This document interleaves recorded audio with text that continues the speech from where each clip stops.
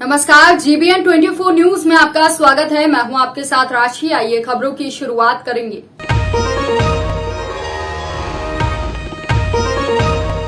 अलीगढ़ बिहार राज्य के कटिहार में 16 वर्षीय मासूम बच्ची के साथ हैवानियत की हदें पार करते हुए हैवानों के द्वारा बलात्कार कर उसकी हत्या करने की सनसनीखेज वारदात को अंजाम दिया गया था। बिहार राज्य के कटिहार में प्रधानी के चुनाव की रंजिश को लेकर मासूम बच्ची के साथ हवस के भूखे भेड़ियों द्वारा किए गए बलात्कार और हत्या के बाद अलीगढ़ मुस्लिम यूनिवर्सिटी के छात्रों में काफी आक्रोश देखने को मिला है। कटिहार में मासूम बच्ची के साथ हुई दरिंदगी और उसकी हत्या को लेकर अलीगढ़ मुस्लिम यूनिवर्सिटी के छात्रों द्वारा बच्ची के साथ दरिंदगी करने वाले हैवानों को गिरफ्तार कर उनके खिलाफ सख्त कार्यवाही करने को लेकर अपनी आवाज बुलंद करते हुए कैंडल मार्च निकाला गया।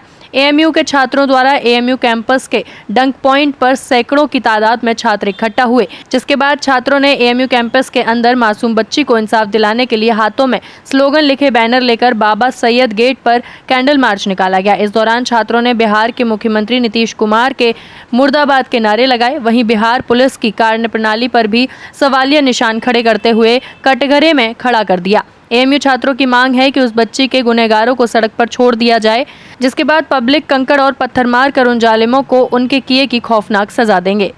GBN 24 न्यूज के लिए अलीगढ़ से बंटी कुमार की रिपोर्ट। आपने विरोध प्रदर्शन किया, क्या मामला? ये कैंडल मार्च है। ये एक रेप की घटना हुई है बिहार में। बिहार के कटिहार जिला के आजमनगर प्रखंड में एक 16 साल की बच्ची 10वीं पास की थी अभी उसके साथ रेप हुआ है और बलात्कार, छोटा मोटा कोई बलात्कार नहीं, उसको पहले घर से किडनैप किया गया, फिर ले जाके उसके साथ 3 दिन तक कंटिन्यूअसली बलात्कार किया गया और फिर हाथ पैर तोड़ के उसे फांसी से लटका दिया गया। आरोपी को पुलिस और प्रशासन बचाने का कोशिश कर रहा है। उसकी बच्ची की माँ रोड पे लाश को लेके बैठ के न्याय की भीख मांग रही है। सरकार बिल्कुल सोई हुई है। ऐसा लग रहा है नीतीश कुमार पता नहीं कहाँ गायब हैं। उसको ट्वीट पे ट्वीट किया जा रहा है, लोग बता रहे हैं, कुछ सुनने को तैयार नहीं है। इसीलिए हम लोगों ने प्रोटेस्ट किया है। लग रहा है पता नहीं क्या हो रहा है नीतीश कुमार के साथ। ये गांजा के नशे में धुत लग रहे हैं क्या? प्रोटेस्ट आपने कहाँ किया है? मैंने protest centenary gate AMU Aligarh के बाहर किया है। मैं आपका किस फैकल्टी से? मेरा नाम परवेज़ मुशर्रफ है। मैं आर्ट फैकल्टी से हूँ और मैं कटिहार डिस्ट्रिक्ट से बिलोंग करता हूँ। और किस चीज़ को लेकर आपने विरोध? हम लोग यहाँ जो माहिनूर के साथ ये जालिमाना हरकत हुई है, उन्हें जो मौत के घाट उतार दिया गया है, उनके अगेंस्ट हम लोग यहाँ खड़े हुए हैं। उन्हीं के अगेंस्ट हम लोग यहाँ प्रोटेस्ट कर रहे हैं और बिहार सरकार से हम लोग ये मांग कर रहे हैं कि कातिल को जल्द से जल्द फांसी देनी चाहिए और ऐसी इबरत बनानी चाहिए उसको, ताकि पूरे दुनिया में ये बात इबरत बन जाए। किस तरह से विरोध प्रदर्शन किया है आपने? हम लोग बिल्कुल शांतिपूर्वक यहाँ विरोध कर रहे हैं और बिल्कुल जो हम लोग को डिमांड करना चाहिए कायदे कानून के तहत, वही हम लोग कर रहे हैं। कैंडल मार्च किया है? जी बिल्कुल, क्या किया है? बिल्कुल हम लोग यहाँ खड़े हुए हैं। बिहार सरकार से हम लोग इस चीज़ का डिमांड करते हैं कि कातिल को इस चीज़ की सज़ा देनी चाहिए और जो कानून उसके लिए नाफिज होती है वो कानून नाफिज करना चाहिए और उनको मुल्क के लिए इबरत बनाना चाहिए। आपने कैंडल जलाई है? जी बिल्कुल जलाई है। क्या मामला है ये आज जो आप लोगों ने कैंडल जलाई है? देखिए, ये कैंडल मार्च किया गया है एक लड़की के लिए, जिस लड़की के साथ उसके जिस्म को छलनी करने की कोशिश की गई और उसके साथ बलात्कार किया गया। और जिस तरह से बलात्कार किया गया है वो सब लोगों के सामने है। वो बलात्कार नहीं बल्कि जो सोची समझी एक साजिश है।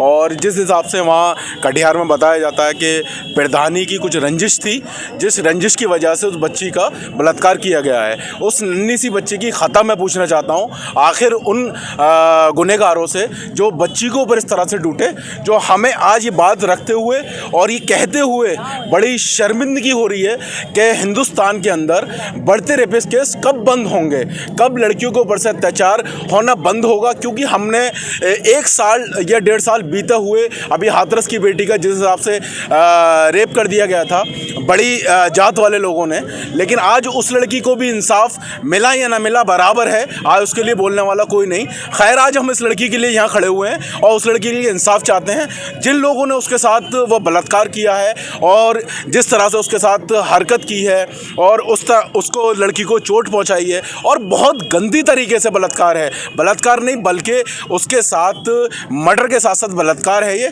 हम चाहते हैं उन गुनहगारों को सज़ा मिलनी चाहिए और सज़ा ऐसी होनी चाहिए, इतनी दर्दनाक सज़ा होनी चाहिए जितनी के दर्द में बच्ची रही है, वो नन्ही सी बच्ची, उससे पूछे दर्द क्या होता है, तो ऐसी कुछ सज़ा मिले। सज़ाए मौत भी इसके लिए कम है। मैं तो चाहता हूँ कि रोड पर छोड़ दिया जाए उन गुनहगारों को और पत्थर और किंकड़ियों से उनका दम निकाला जाए। आज क्या किया है और कहाँ किया है? देखिए, आज ये कैंडल मार्च किया है और सेंटरिंग गेट पे किया है। ये अलीगढ़ मुस्लिम यूनिवर्सिटी का न्यू गेट है और ये भी एक ऐतिहासिक गेट है।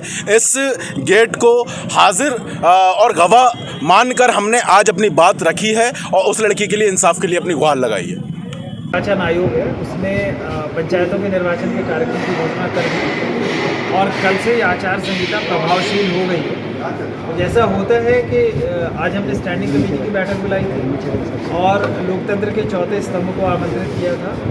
चुनाव का कार्यक्रम एक ऐसा कार्यक्रम है जिसमें कुछ भी गोपनीय नहीं होता, इसमें जितनी ट्रांसपेरेंसी रहती है उतने अच्छी तरीके से काम होता है।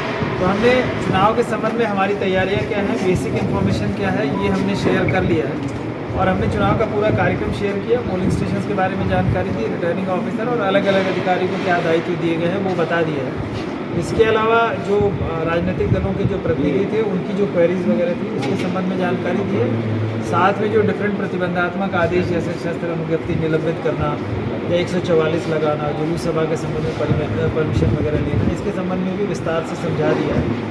और राजनीतिक दल और अभ्यर्थियों के प्रतिनिधियों को हमने जो आदर्श आचरण संहिता है उसके संबंध में भी जानकारी दी है और लोगों को निर्वाचन अपराध या अनैतिक कार्यों से विरत रहने के आग्रह। सर, कितने संवेदनशील मतदान केंद्रों, कितने अति संवेदनशील मतदान? ये अभी मैंने आंकड़े प्रारंभिक आपके सामने रखे थे, तो एग्जैक्ट आंकड़े नहीं है लेकिन मेरे ख्याल से 643 पोलिंग स्टेशन को हमने सेंसिटिव रखा है। इसमें से लगभग 250 हाइपर सेंसिटिव है, लेकिन जब नॉमिनेशन होगा तो उसके साथ ये स्थिति चेंज होगी। तो अभी कुछ भी मतलब जैसे ये जैसे ना हमारे प्राथमिक आकलन के साथ ये आंकड़े मैं आपको बता रहा हूँ। अभी थाना प्रभारियों के साथ, कार्यपालक दंडाधिकारियों के साथ मेरी बैठक है, तो निश्चित तौर पे उनसे भी फीडबैक मिलेगा उसके आधार पे, और जब नॉमिनेशन हो जाएगा और जो क्षेत्र में गतिविधियाँ चल रही हैं उसके आधार पे फिगर चेंज होगी। कुछ बढ़ भी सकते हैं, घट भी सकते हैं।